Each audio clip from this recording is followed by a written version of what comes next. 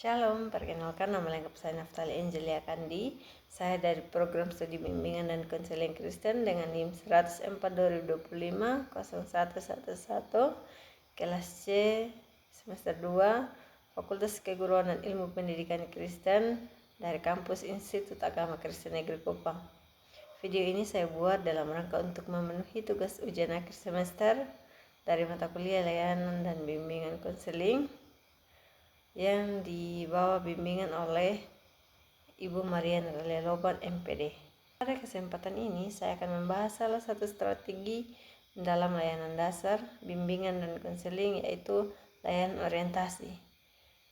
Dan saya akan membahas beberapa komponen dari layanan orientasi. Yang pertama, ada pengertian layanan orientasi.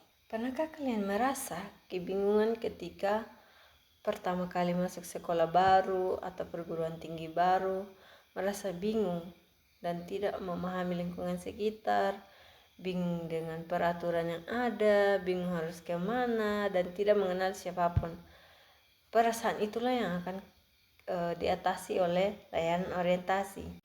Layanan orientasi adalah layanan yang diberikan kepada individu agar mereka dapat memahami dan menyesuaikan diri dengan lingkungan barunya. Dengan kata lain, layanan orientasi adalah peta jalan bagi seseorang untuk memahami lingkungan barunya sebelum atau saat ia sudah memasuki lingkungan tersebut. Layanan orientasi ini mencakup pengenalan lingkungan fisik, sosial, budaya, dan aturan-aturan yang berlaku yang ada di lingkungan tersebut. Yang kedua adalah tujuan layanan orientasi. Secara umum, layanan orientasi bertujuan agar individu dapat mampu menyesuaikan diri dengan lingkungan barunya dan lebih aktif, lebih produktif sehingga ia dapat sejahtera di lingkungan baru tersebut. Adapun tujuan khusus dari layanan orientasi, yang pertama dapat membantu individu untuk memahami lingkungan barunya. Yang kedua, membantu individu mengenal program, aturan yang ada, dan fasilitas yang ada. Yang ketiga, dapat mengurangi kecemasan individu atas ketidaktahuan tentang lingkungan baru.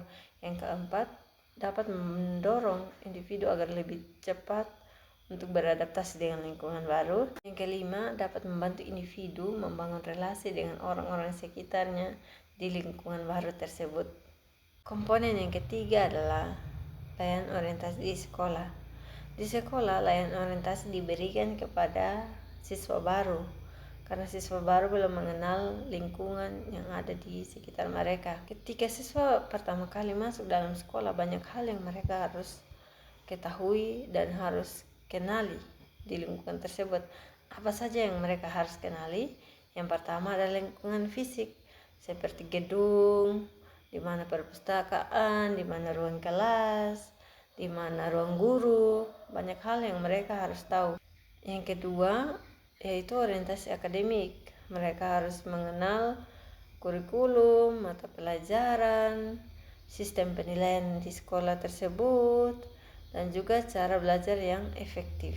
Yang ketiga adalah orientasi sosial. Mereka harus mengenal guru, staf, teman kelas, dan organisasi. Yang keempat adalah orientasi peraturan. Mereka harus mengenal tata tertib yang ada di sekolah tersebut serta hak dan kewajiban mereka sebagai siswa di sekolah tersebut.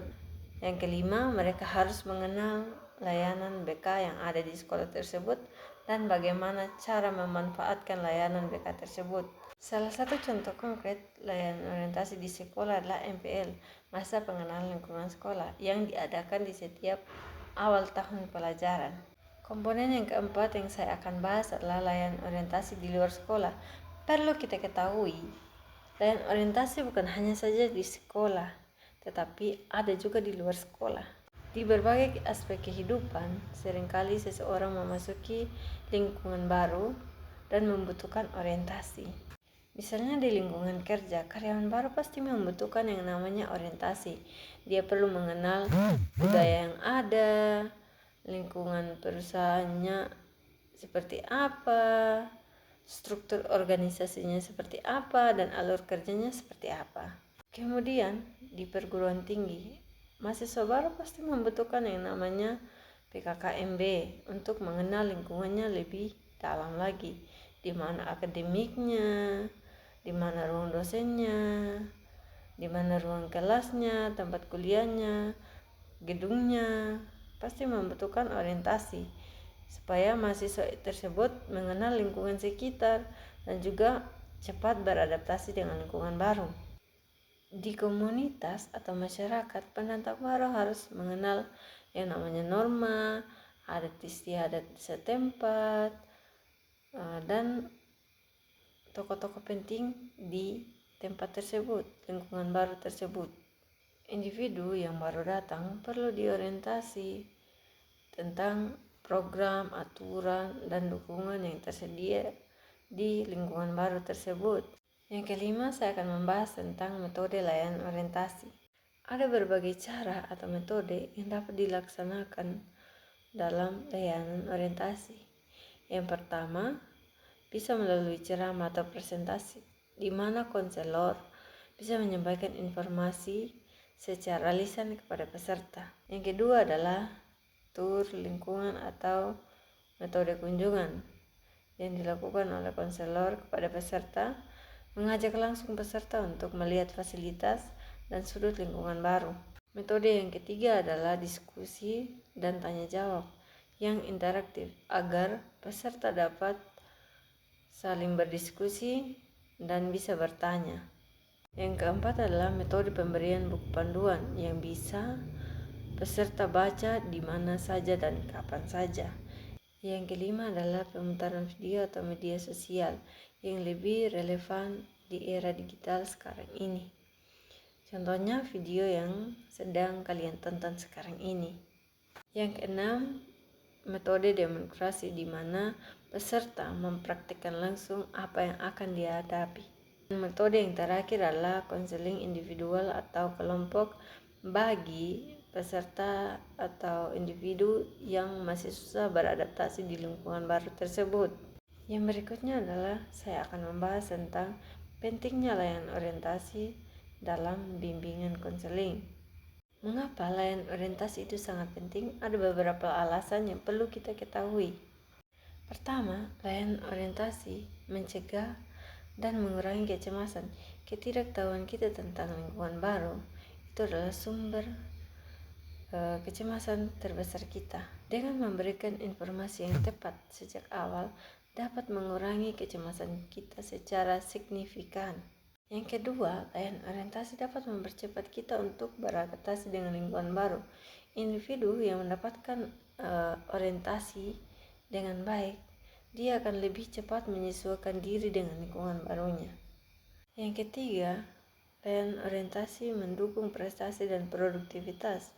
Individu yang lebih cepat beradaptasi dapat lebih fokus ke tujuan utamanya dan dapat meningkatkan prestasi dan produktivitasnya. Yang keempat, layanan orientasi dapat membangun hubungan relasi sosial yang sehat. Dengan mengenal orang-orang di sekitarnya, individu dapat membangun relasi yang positif. Kelima, layanan orientasi dapat menjadi langkah yang preventif. Masalah adaptasi yang tidak ditangani sejak awal dapat menjadi masalah yang serius, sehingga orientasi dapat mencegah terjadinya hal tersebut. Dan keenam, layanan orientasi dalam iman Kristiani mencerminkan kasih kepada sesama sebagaimana yang diajarkan oleh Tuhan Yesus kepada kita. Membantu orang lain agar diterima di lingkungan baru dan merasa nyaman adalah tindakan nyata dari pelayanan yang penuh dengan kasih. Baiklah saudara-saudari, kita telah sampai di akhir video ini. Kita akan merangkum bersama-sama apa saja yang telah kita pelajari. Yang pertama, ada layanan orientasi. Layanan orientasi adalah layanan BK yang diberikan kepada individu agar lebih mudah mengenal lingkungan barunya dan lebih cepat menyesuaikan diri di lingkungan barunya. Yang kedua, ada tujuan orientasi, yaitu untuk mencegah kecemasan, mempercepat adaptasi, dan mendukung individu agar berkembang secara optimal. Yang ketiga adalah orientasi dapat dilaksanakan di dalam sekolah maupun di luar sekolah. Yang keempat, ada berbagai metode yang dapat digunakan dari ceramah sampai dengan media digital. Dan yang kelima, yang terakhir, yaitu orientasi sangat berperan penting dalam program bimbingan dan konseling karena bersifat preventif dan promotif bagi perkembangan individu. Semoga video ini dapat bermanfaat bagi kita semua, terkhususnya dalam memahami strategi layanan orientasi dalam bimbingan dan konseling. Terima kasih atas perhatian Ibu dosen dan teman-teman. Semoga video ini dapat bermanfaat bagi kita semua. Terima kasih, Tuhan Yesus memberkati dan Shalom.